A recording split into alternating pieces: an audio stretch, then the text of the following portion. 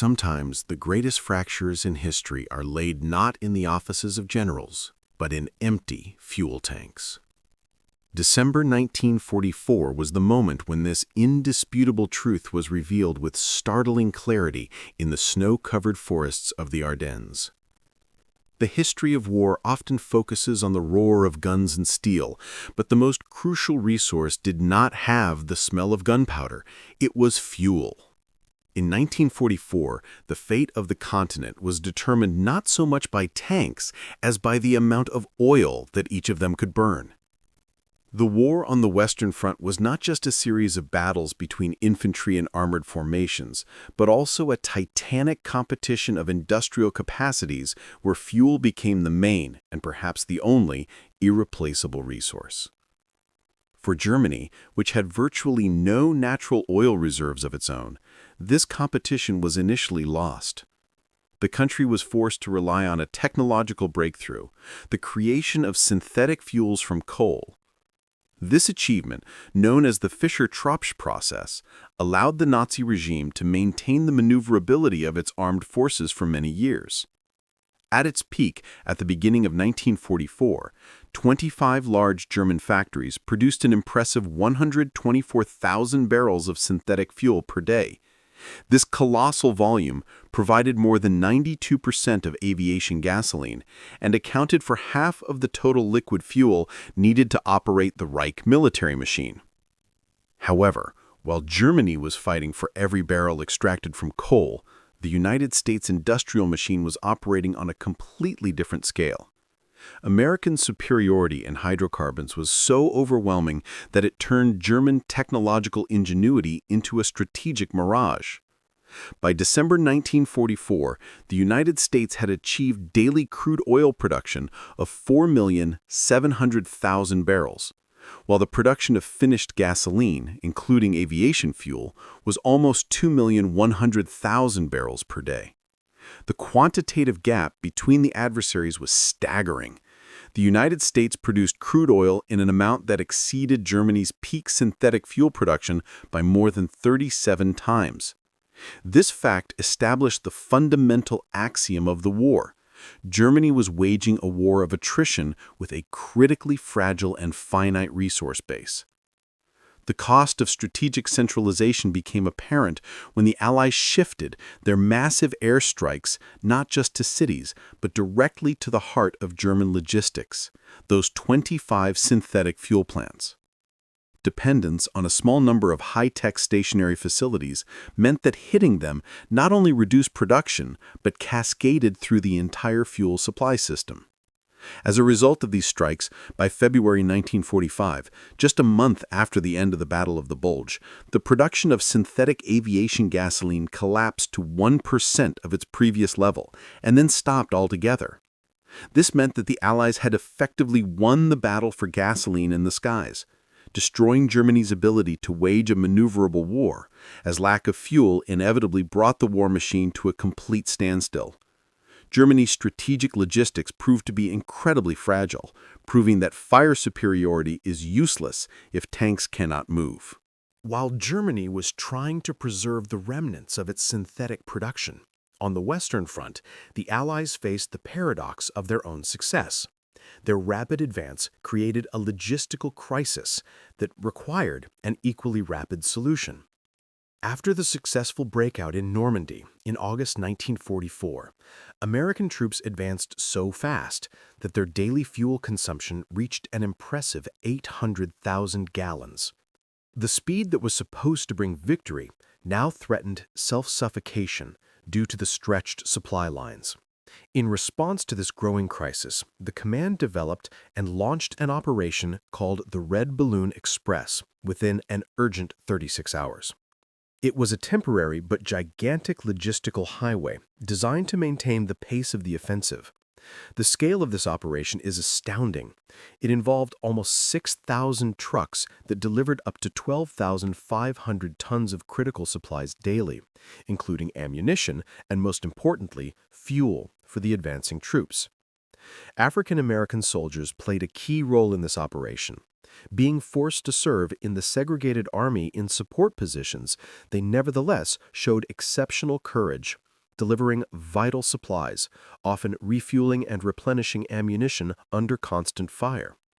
The ability of the Allies to burn 800,000 gallons of fuel per day and allocate 6,000 vehicles solely for logistical purposes emphasized their strategy of achieving victory at the expense of mass and speed without worrying about saving resources, which was the exact opposite of the German position. However, even for such a powerful logistics system, there were limits. The advance of the armored columns of General George Patton, who sought to be the first to break into German territory, led to the fact that his food and fuel lines were overstretched. This caused a traumatic, albeit short-lived, halt to his Third Army. The situation was resolved in an irony that became a symbol of the war. Patton ordered his tanks and armored personnel carriers to be refueled with synthetic fuel captured from the Germans. German fuel, produced with such titanic efforts, was now being used to defeat them. Operation Red Balloon Express performed its function for 83 days, until more efficient and durable solutions were deployed, demonstrating that for the Allies, logistics was an engineering problem solved on an industrial scale. The key moment was the opening of the port of Antwerp, the restoration of French railway lines, and most importantly, the deployment of portable underwater pipelines known as Pluto for the continuous and massive supply of gasoline. While the German plans were based on the fatal need to capture enemy warehouses, the Allies built continuous, stable delivery lines that completely eliminated dependence on roads and trucks. The logistical triumph of the Allies was in stark contrast to the conditions in which Germany planned its last major offensive in the West, the Ardennes operation, in December 1944. The purpose of this operation was to break through the front, divide the enemy forces, and capture the critically important port of Antwerp. However, the very basis of the operation was a critical shortage of fuel. The command of the 6th Panzer Army, including General Joseph Dietrich and his Chief of Staff, Fritz Kramer, realized the depth of the supply problem.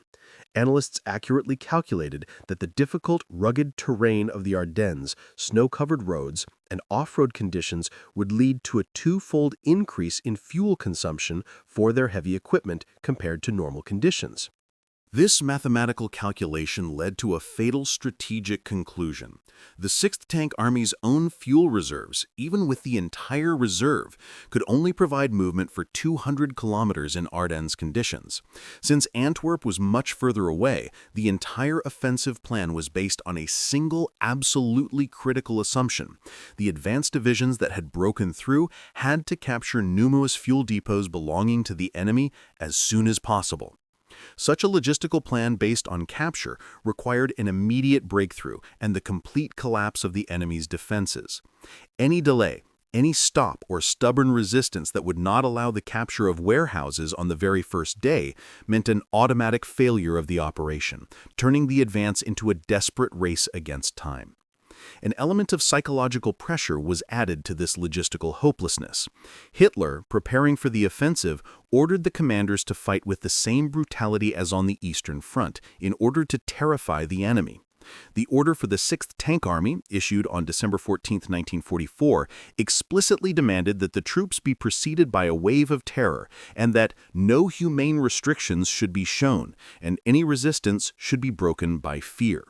This order was closely related to the logistical famine. When General Dietrich was asked what to do with the large number of prisoners of war, he replied ambiguously, "Prisoners? You know what to do with them." Logistical hunger and the need to act with maximum speed created an environment in which brutality orders became a functional component of the plan, avoiding the need to waste precious resources, including personnel, fuel, and food, on the detention of prisoners of war in accordance with the Geneva Convention. The shock wedge of the Ardennes offensive was assigned to the SS Obersturmbannführer Joachim Peiper's battle group, whose task was to carry out a lightning rush through the northern Ardennes. However, the tactical superiority of German heavy armored vehicles turned out to be its main logistical disadvantage. German tanks, such as the Tiger, whose combat weight reached almost 63 tons, became their own weight on their feet. They used engines with a capacity of 700 horsepower, which were insufficient for such a weight. In the rugged terrain that prevailed in the Ardennes, these monsters consumed a monstrous 480 liters of fuel for every 100 kilometers. If we compare this with the American Sherman tank, then the paradox of armament becomes obvious. Although the Sherman was less secure, it had a significantly better logistical profile. It could travel up to 150 miles at a single gas station in favorable conditions, and was characterized by overall reliability and lower fuel consumption. Heavy German equipment, designed to provide tactical superiority in direct combat, could not withstand the supply race. Their high fuel consumption nullified any fire superiority in conditions of critical shortage. A critical shortage of fuel quickly forced the Piper battle group to disrupt the original route. They deviated from the plan to capture a small Allied warehouse in Boulingen, where 59 captured soldiers and 1 civilian were executed. Shortly after, between noon and 1 in the afternoon, the group came across an American convoy carrying mostly soldiers of the 285th Artillery Battalion at the Bounier Crossroads, just 2 miles from the town of Malmedy. These events took place in the context of increasing panic and logistical desperation. Pieper's lightning rush was stopped by American forces after just 3 days, not because of a single decisive battle, but because of a combination of factors: poor planning, supply weaknesses, and, most importantly, lack of fuel. Faced with an acute shortage, as well as the inability to break through the defenses of the 30th Infantry Division and the inability to receive reinforcements, since the 3rd Armored Division had already blocked the Essene 33 road north of Trois-Ponts, Pieper was doomed. His squad, reduced to just over 1,000 men and 25 armored vehicles, was surrounded in the tiny Belgian village of La Glaise. Decapitated, deprived of fuel for maneuver and the ability to replenish ammunition, Pieper was forced to retreat, leaving behind all his heavy tanks. By blocking key roads and warehouses, the Allies effectively turned superior German tanks into stationary, useless objects, proving that a logistical loop can be more deadly than a direct collision. Against the backdrop of the strategic battle for oil, where fuel shortages determined the outcome of entire campaigns, gasoline or diesel fuel sometimes became commonplace, even a household resource for an ordinary soldier. The prevalence of this resource in the Allied forces and, oddly enough, in the Wehrmacht, while it could move, led to a surreal practice. Due to the constant shortage of clean water and especially soap at the front, soldiers on both sides, including in North Africa and during the rapid advance in Europe, used gasoline or diesel fuel to soak and clean their uniforms. The goal was to get rid of lice, their eggs, and ingrained dirt. The smell of fuel in this context was considered preferable to the unbearable stench and unsanitary conditions. The fact that the resource that determined the outcome of major military campaigns could be used as a cheap cleaner in the trenches highlights the radical logistical gap between the powers and the uniqueness of frontline life. The prevalence of this practice was so high that there was a serious danger. There were special warning posters that strictly forbade drying clothes cleaned with gasoline next to an open fire, which highlights how widely the fuel was misused. December 1944, Belgium. The engine of the Tiger tank coughed, hissed, and then shut down.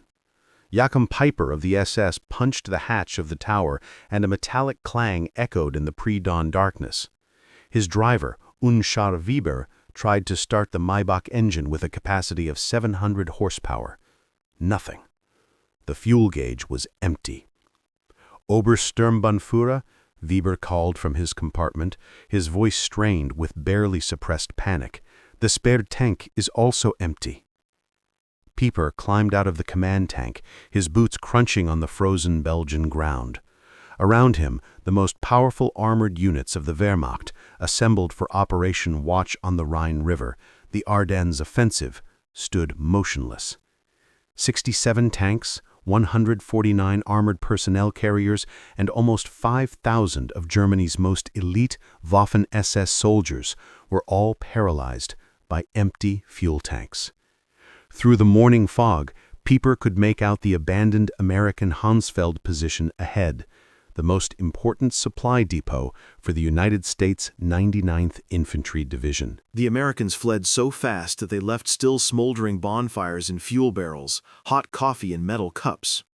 And there, as if a gift from the god of war himself, they were rows of cans, thousands of cans, distinctive American olive-colored fuel tanks. Pieper approached slowly, almost reverently.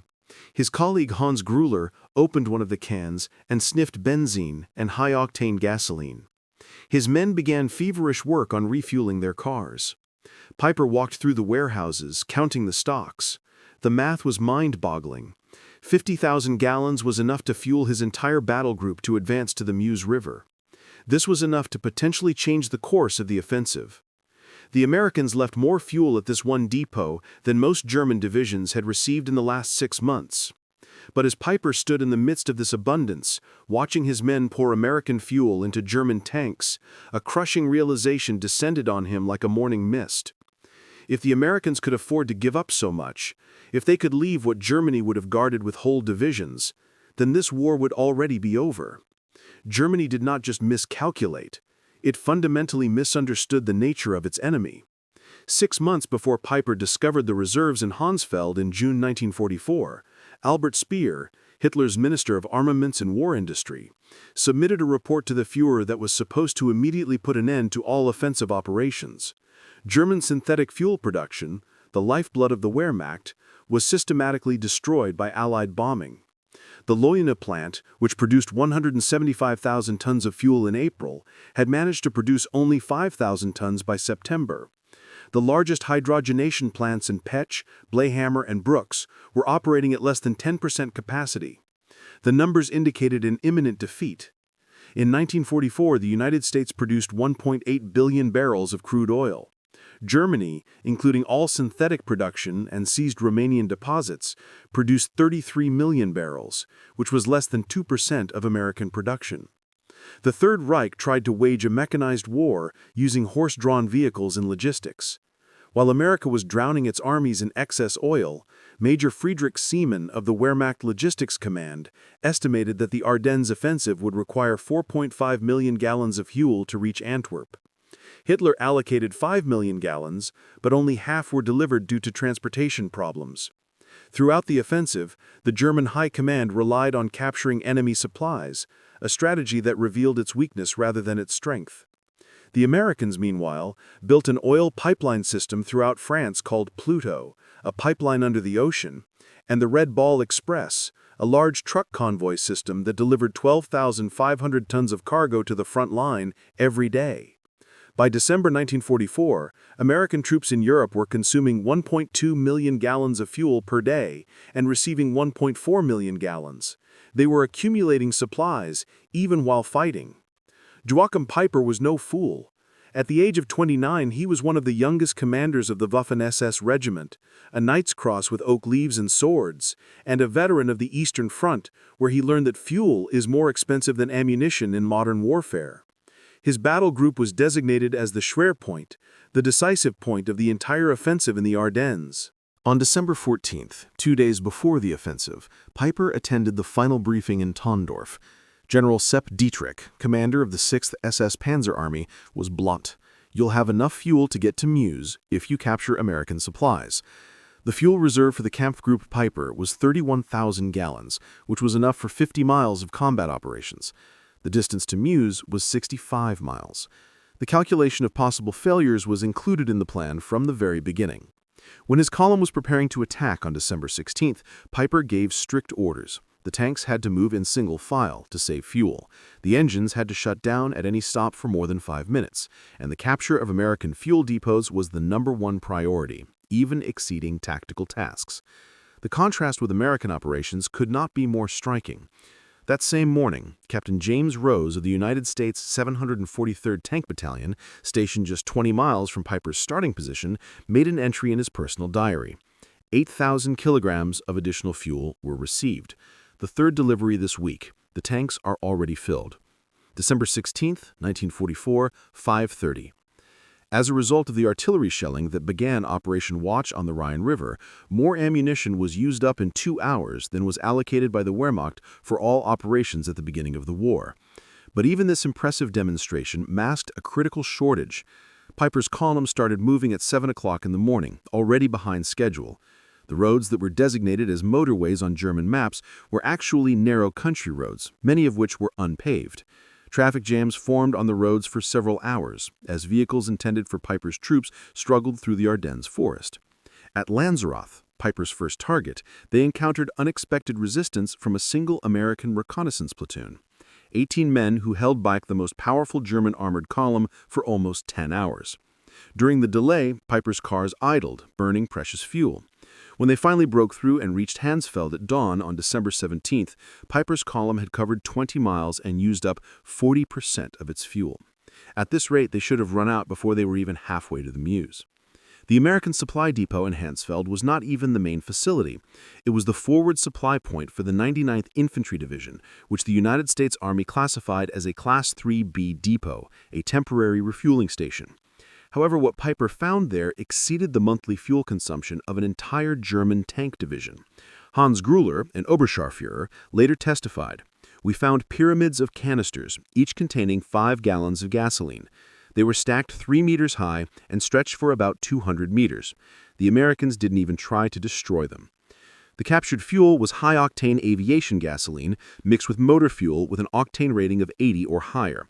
German cars, especially the temperamental Maybach engines in the Tiger tanks, were designed for fuel with an octane rating of 74. The American gasoline turned out to be too high quality, which caused engine problems in several German cars. While refueling, Piper's men made several more discoveries. Sergeant Wilhelm Hoffmann found the shipping invoices in the warehouse office.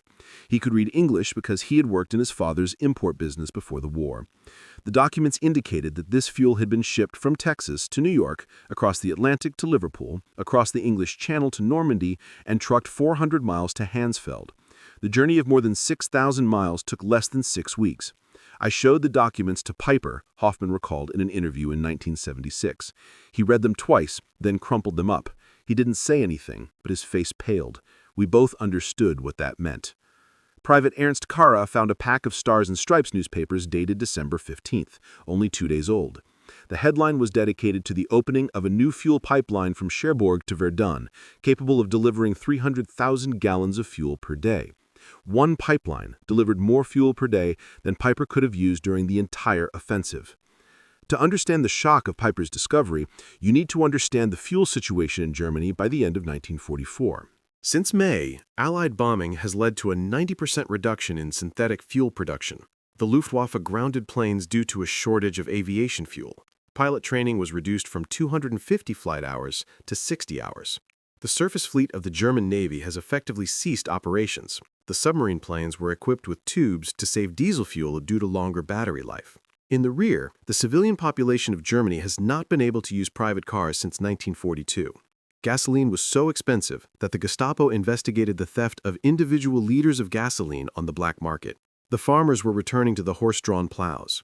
Meanwhile, the United States produced 67% of the world's oil.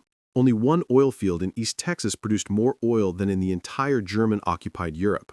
American refineries were operating at such capacity that Standard Oil was experimenting with new byproducts of oil refining simply because they had an excess of crude oil. When 50,000 gallons were captured in Hansfeld, Piper's columns rushed forward. They reached Bühlingen by noon on December 17th, capturing additional supplies, rations, ammunition, and most importantly, maps showing other American fuel depots in the area. But the cards revealed a disturbing truth. The Americans had fuel supplies everywhere. There were warehouses at every major intersection. The 1st United States Army alone had 3.5 million gallons in reserve. Piper marched on Linville, where his troops carried out the Malmedy massacre, killing 84 American prisoners. Even this war crime was linked to fueling despair and fuel shortages. Piper later claimed that he did not have gasoline to transport the prisoners. By the evening of December 17th, Piper's advanced units had reached Stavelot, where there was a large American fuel depot holding more than 2 million gallons. There was enough fuel to make it to Meuse safely. But when the first German vehicles approached, the American sappers had already started work. Captain John Brewster of the 291st Sapper Battalion received a warning about the approach of the Germans. His orders were simple: deprive the enemy of fuel at any cost. The warehouse in Stavello held 2,189,000 gallons of gasoline in cans spread over an area of 15 acres. On December 17th at 1630, when Piper's advance party arrived, Captain Brewster gave the order. Sappers filled the tracks with gasoline between the stacks. White phosphorus grenades were distributed. Technician Sergeant Paul Solis threw the first grenade. The explosion was instantaneous and deafening, as he recalled. The wall of fire rose about 100 feet. In a few minutes, the entire warehouse turned into hell.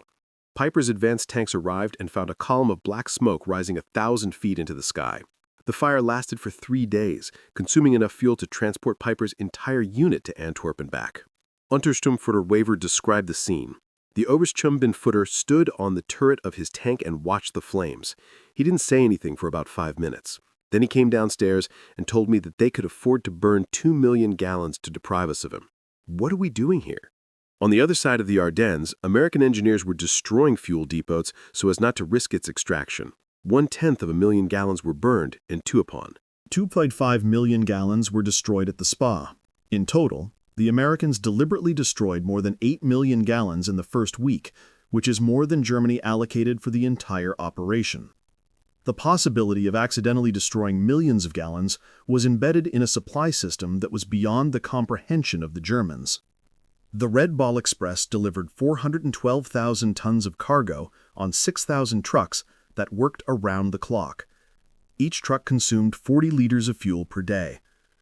During the operation itself, more fuel was burned than the German Army Group B received monthly. By December 1944, the Motor Transport Service had 235 freight companies operating on color-coded routes. The system delivered 20,000 tons of cargo daily, including 160,000 gallons of fuel. Colonel James Snyder, head of the logistics department of the First Army, announced the admission on December 18th. 1,847,000 gallons of fuel arrived yesterday. Fuel consumption was 1,623,000 gallons. The net increase in stocks was 224,000 gallons. The pipeline system was even more impressive. During Operation Pluto, pipes were laid across the English Channel, through which 1 million gallons were pumped daily from the UK. The pipeline network stretches inland. 800,000 gallons were delivered daily on the shoreboard Paris line. There are 650,000 gallons on the Seine line. By December 1944, Allied forces in northwestern Europe were consuming 7.5 million gallons a day, while receiving 8.2 million gallons. They created reserves for offensive operations. As Piper advanced into Belgium on December 18, it became clear that Germany's position was hopeless. They seized another warehouse in Chara. 5,000 gallons were consumed in 3 hours of combat. Tiger tanks consumed 2.5 gallons per mile of combat. The Panthers burned 1.5 gallons per mile. In the rugged terrain of the Ardennes, fuel consumption increased by 40%. Assistant Otto Dingler, maintenance officer of the 1st SS Panzer Regiment, wrote, "By noon on December 18th, we had used up 67,000 gallons since the beginning of the offensive. We've got about 55,000 gallons. We operated in conditions of scarcity." The Americans, who were monitoring German radio communications using ultra-intercepts, were aware of Piper's fuel situation. General Courtney Hodges gave the order to all units. The enemy is critically low on fuel. Destroy all gasoline stocks that are in danger of capture. On the same day, American C-47 aircraft flew 316 sorties, delivering cargo to Bastogne, including 160,000 gallons of fuel. The Americans were delivering more fuel to the encircled garrison than Piper's entire battle group had. By December 19th, when Piper's forces engaged the defenders of Stoumont, the fuel crisis had become critical. The tanks were abandoned with empty tanks, not because of combat damage. Piper gathered his remaining fuel, about 8,000 gallons, which was enough for one fight or retreat, but not for both. Meanwhile, the Allied strategists were preparing for the January operations. Brigadier General Morris Dinaland has requested 245 million gallons per next month. The request was approved without discussion. The difference wasn't limited to quantity. American cars were standardized in terms of efficiency. The Sherman tanks consumed 0.8 gallons per mile, and the Tigers consumed 2.5. American trucks used 8 liters per gallon when fully loaded. The parts were interchangeable, and the maintenance was simplified. German troops exploited a huge amount of captured and manufactured equipment, which had various requirements. The French tanks needed a different oil than the German Panthers. Soviet trucks needed different parts than German Opel trucks. Each complication multiplied the logistical difficulties. On December 20th, Piper received a radio message. The fuel column was destroyed by Allied aircraft. Replenishment of supplies is not possible. Keep using the available resources. Piper called his commanders together. Chief of Staff Werner Pertke was blunt. "We have about 20 kilometers of fuel left. Moose is 30 kilometers away from us." According to Gruler's testimony, the Oberststurmbannführer said, "Gentlemen, we have discovered that we are fighting an enemy that is burning more fuel to deny us this than we have received in this entire operation." What we captured in Hansfeld seemed like a miracle, but it meant nothing to them. We can't win. Awareness of this grew. General Hasso von Montefiore, commander of the 5th Panzer Army, later wrote, "When I found out that the Americans had destroyed 8 million gallons instead of taking the risk and capturing them, I realized that the offensive had failed before it even started." Colonel Friedrich von Vonander, who was captured on December 23rd, told the investigators, "Your soldiers are throwing away chocolate. My soldiers haven't seen chocolate in 2 years. You're burning millions of gallons. We measure it in liters. How can we deal with such abundance?" By December 21st, Piper was surrounded in Lassay. His tanks were motionless. The American forces surrounding him, the 31st Infantry Division, the 82nd Airborne Division, and the 3rd Armored Division, had a total fuel reserve of 340,000 gallons on December 21st alone. Piper had about 1,000 gallons. Private First Class Richard McKinney wrote home, "We surrounded the Germans who had run out of gas. Our captain jokes that we use more fuel to heat coffee than they use to refuel tanks." The American response demonstrated that the industrial war had reached its peak. It took 350,000 gallons just to redeploy Patton's Third Army north. It was considered impossible by German standards, but it was completed in 3 days. The weather was clear on December 23rd. Allied aircraft flew 2,000 combat missions, while the fuel consumption in each of them was such that the Luftwaffe would have to sit on the ground for several weeks. The P-47 planes consumed 300 gallons per hour. The B-26 planes burned 200 tons of fuel every hour. More was spent on air operations in 1 day than on all German offensive operations. On the night of December 23rd to 24th, Piper abandoned his cars and fled on foot. Of the 119 tanks and assault guns that launched the offensive, 39 remained operational but were disabled. They were destroyed along with the remaining ammunition. Oberststurmführer Heinz Goels described this scene. "We drained the remaining fuel from all the cars, about 200 liters in total. The commander personally destroyed his command tank. Millions of Reichsmarks worth of equipment were destroyed due to empty fuel tanks." Of the 5,000 people who started with Kampfgruppe Piper, about 770 people returned. They advanced 60 miles, captured several warehouses, and learned the truth about Allied logistics. News of Piper's findings spread quickly through the German command. On December 26th, Field Marshal Walter Model received reports of captured American supplies. His chief of staff recorded the Model's reaction. The Field Marshal read out the numbers twice: 50,000 gallons in Hansfeld, 2 million burned in Sotavolo, 8 million destroyed rather than captured. He said, "We are fighting another war." Hitler, informed on December 28th, refused to accept reality. Speer wrote, "Hitler insisted that these figures were propaganda. When they showed him the photos of the burning Sotavolo, he declared that these were Hollywood effects." But the lower ranks understood him. Oberscharführer Wilhelm Hoffmann wrote to his wife, "Americans consume more fuel every day than we receive on a monthly basis. They drive tanks like we're marching.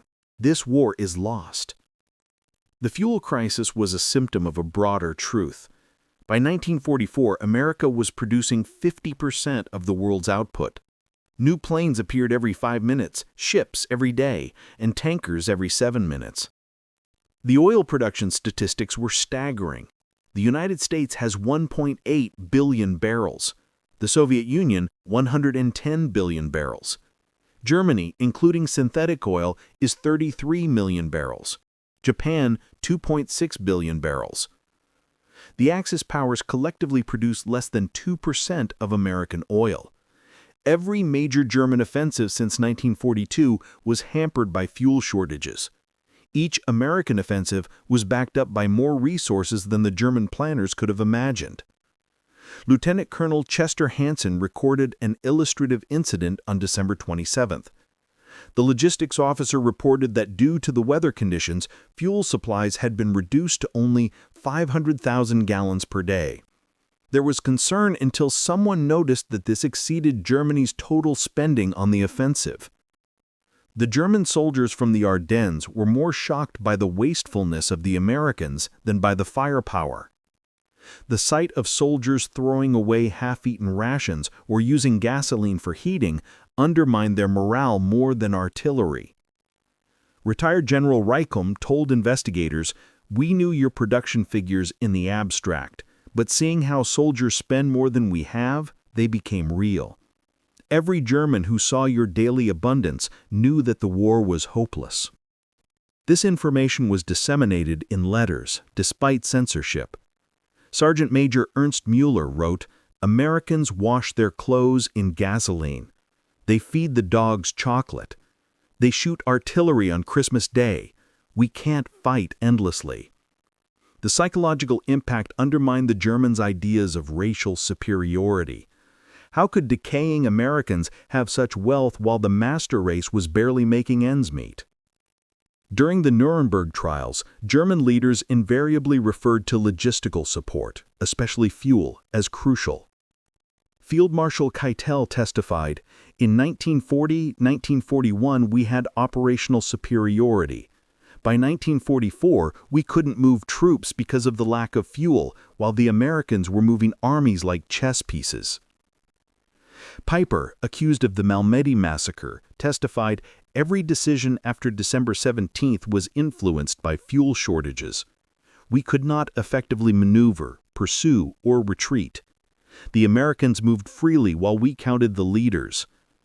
General Heinz Guderian wrote, "When Piper captured 50,000 gallons, which meant everything to him, but meant nothing to the Americans, the war ended." This story resonates because it reflects the moment when the industrial war reached its conclusion. Wars were won thanks to production statistics, not the courage of warriors. The romantic notion of war died in the Ardennes amid empty fuel tanks. Dr. Richard Overy estimated that by 1944 the ratio of Allied to Axis production exceeded 5-1 in the main categories. In the oil industry, it is close to 50-1. These advantages could not be overcome by superior training or tactics. During the war, America produced 324,750 aircraft. Germany, 119,097. The Americans built 88,410 tanks. Germany, 46,857. But most significantly, in 1944 alone, America produced 1.8 billion barrels of oil, while Germany harvested 33 million barrels. December 24, 1944, when Piper's men broke through the American positions on foot, abandoning 39 tanks, 70 half-tracked vehicles, and 177 other vehicles, the scale of this event became obvious. They captured 50,000 gallons, which seemed like a miracle, only to realize that it made no sense to an enemy who could burn millions. Untersturmführer Weber recalled in 1975, "That morning in Hansfeld, when we discovered American fuel, we celebrated like winning the lottery. By the evening, when we learned about the fire in Stavello, we realized that we had already lost. The Americans had so much that they could destroy what we would have given our lives to possess. 50,000 gallons is less than what one American armored division consumes in 2 days. In 3 hours, less was burned than the Red Ball Express delivered daily, which is an error in rounding up daily consumption by the Allies. Major General J. Lorton Collins later wrote, "The desperate attempts of the Germans to seize the fuel revealed their miscalculation. They believed that we valued fuel as much as they did, as irreplaceable. They couldn't understand that we had so much of it that we could burn millions without risking being at a tactical disadvantage." Operation Watch on the Rhine River failed because of the immutable mathematics of industrial warfare. Approximately 2.8 million gallons were consumed during the offensive, which is 40% of the total volume, in contrast to the captured reserves. During the same period, Americans used up 267 million gallons, which is almost 100 times more. During the Ardennes offensive, 100,000 people, 800 tanks, and 1,000 aircraft were lost. But the most devastating thing was the loss of illusions. Every German who witnessed American abundance understood that Germany was not waging war, but was participating in its own execution. Joachim Peiper remained in prison until 1956 for war crimes. On July 14, 1976, he was murdered in his French home by unknown assailants. But in 1967, he told the historian Henry Lyman, "The worst thing was to discover this vault. If it had ended earlier, we could have retreated with dignity. Instead, we found that Americans have oceans and we have droplets. We have discovered the impossibility." This lesson goes beyond the Second World War. In industrial warfare, logistics displaces tactics. Production suppresses courage. Abundance trunks dedication. The German soldier of 1944 may have been better trained and more experienced. It didn't matter. Behind the Americans stood an industrial machine that could emit more waste than Germany could produce. This truth was encoded in every canister in Hansfeld, in every gallon burned in Stavelot, in every pipeline throughout France. Wars between industrial powers were won by factories and processing plants, not by brilliant generals. Colonel Trevor Dupuy estimated that in December 1944, there were 67 units of food per day for every American soldier. Each German received 3 pounds sterling. Americans complained about waste. The Germans would consider the Americans' profligacy to be an unimaginable abundance. In 1984, 40 years after the battle, the veterans gathered in Lilles. The museum features Piper's Tiger tank, which is still in the same place where it ran out of fuel on December 23, 1944. Former Unterscharführer Karl Wortmann stood next to the tank along with former Staff Sergeant of the 30th Infantry Division, Roy Anderson. "We've always wondered why you stopped," Anderson said. "We thought it was a tactical move." Wortmann laughed bitterly. "We stopped because the tanks were empty. You burned millions to hide it from us. How could we fight this?" Anderson paused, then said, "We had no idea that you had such a low supply. We had so many things that we never thought about it." This exchange reflected the truth of December 1944. On the one hand, the bill is for gallons. On the other, for millions. Some fought for every tin can. Others burned oceans. The outcome was predetermined. German archives provide irrefutable evidence. Military Diary of Army Group B, December 1944. The offensive begins on December 16th. The fuel reserve is 70% of the minimum. On December 17th, Peiper captures 50,000 gallons. On December 18th, several warehouses were destroyed. More than 5 million gallons were lost. On December 19th, installations in need of fuel were immobilized. On December 24th, Peiper leaves the vehicles. The fuel has run out. Meanwhile, on December 16th, the First Army reports that the reserves amount to 3.7 million gallons. On December 17th, 2.2 million were destroyed. On December 18th, 1.8 million was received. On December 24th, the reserves totaled 4.1 million. The Americans treated the millions with indifference. The Germans limited themselves to individual cans. Beyond quantity, American fuel represented technological superiority. American refineries have improved catalytic cracking, producing higher octane numbers than with hydrogenation in Germany. American aviation fuel, with an octane rating of 100, gave the aircraft advantages over German aircraft using synthetic fuel with an octane rating of 87. The Americans have improved additives that Germany has not been able to reproduce: tetraethylated ethylene dibromide, detergents. German engines, designed because of their poor quality, often performed poorly on captured American gasoline. The lack of fuel affected the life of every soldier. Corporal Hans Muller recorded that he walked 30 kilometers on December 20th. We were marching through the snow, and the medical services in the rear were completely paralyzed. Ambulances could not evacuate the wounded. Generators were failing in field hospitals. Oberst Dr. Wilhelm Kirsting testified about the tragedy. We had excellent surgeons and captured enemy medicines, but there was no fuel for ambulances. People who could have been saved after traveling only 10 kilometers died while waiting for transport that never arrived. These terrible discoveries not only undermined morale, they fundamentally refuted the German propaganda that insisted on the softness and inability of the Americans. It's one thing to hear about abundance, another to see that the enemy can deliberately destroy what in Germany would be guarded by whole divisions. Diary entries, such as those dated December 28th, indicated serious problems with the morale of the troops. Stories of unfathomable superiority spread faster than censorship could work. The myth of German superiority finally collapsed in a collision with the American logistics machine. The failure of the Ardennes operation meant that Germany had no choice but a desperate, doomed defense.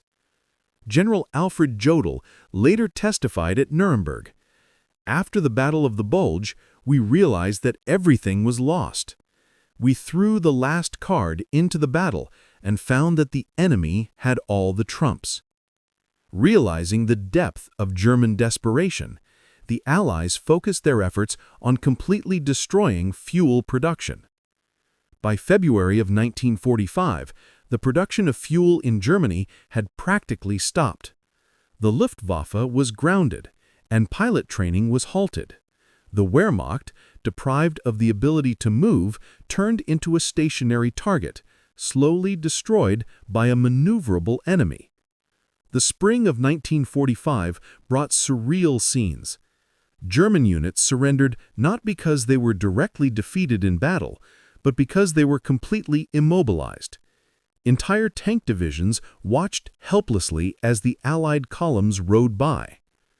Major General Fritz Bohlen recalled, "We had 42 serviceable tanks, experienced crews, and ammunition, but we had only 300 liters of fuel, which would not have been enough even to the next city. We were forced to destroy our equipment and be captured on foot." Meanwhile, the advance of the American troops was held back only by traffic jams caused by an abundance of vehicles. General Patton's Third Army alone had 15,000 pieces of equipment at its disposal. The fuel crisis faced by the Piper Battle Group was a clear example of how production facilities determined the outcome of the entire Second World War. When Piper stood among the captured cans in Hounsfeld that December morning, he saw the truth that propaganda could not hide. They were fighting an enemy whose deliberate losses exceeded their immediate needs. The statistics are relentless. The German allocation for the Ardennes offensive was only 5 million gallons. The Americans, in response, destroyed over 8 million gallons of fuel. The daily consumption of the Allies reached 7.5 million gallons, while Piper's production in Hounsfeld, 50,000 gallons, accounted for only 0.6% of the daily supplies received by the American Army. The Battle of the Bulge cost the Americans 19,000 lives, and according to various estimates, up to 100,000 German losses, forever destroying the last reserves of the Wehrmacht. But the most lasting consequence was the spread of information about the unfathomable American abundance in the German ranks. Piper's discovery concerned not only fuel, but also the very nature of industrial warfare. The victory did not belong to the one who had the best tactics, but to the one who could produce more oil, steel, and aluminum. Germany didn't stand a chance. The final irony was that the U.S. military, while conducting an inventory of abandoned German equipment at Le Glaise, found 39 perfectly serviceable tanks abandoned solely due to lack of fuel. The official report on the rescue of these tanks noted, "It took 8,000 gallons of fuel. The classification is minimal. Source: local stocks. Time: 4 o'clock." What was unthinkable for the Germans, 8,000 gallons to save their best tanks, turned out to be completely invisible to the Americans. A minor request for the use of local reserves exceeding the peak capacity of Kampfgruppe Piper. That's what Piper found in Hansfeld. It wasn't just that the enemy had more fuel, but that the American abundance was of such a magnitude that the German shortage lost all meaning. The war ended at the moment when American industrial capacities were fully mobilized. Hansfeld's story only confirmed a truth that had been obvious since 1942. Germany struggled with the impossible by measuring defeat in gallons, while America measured victory in oceans. The Tiger tank is in the museum in Le Glaise. Its fuel level indicator is empty. It stands as a silent monument to the times when tactical superiority faced the undeniable realities of logistics and suffered a crushing defeat. If you are intrigued by this story about behind-the-scenes battles and non-obvious factors influencing the outcome of grandiose conflicts, do not forget to subscribe to our channel so as not to miss new investigations. And in the comments, share your opinion. What other resource, besides fuel, has become a silent killer of hopes in world wars?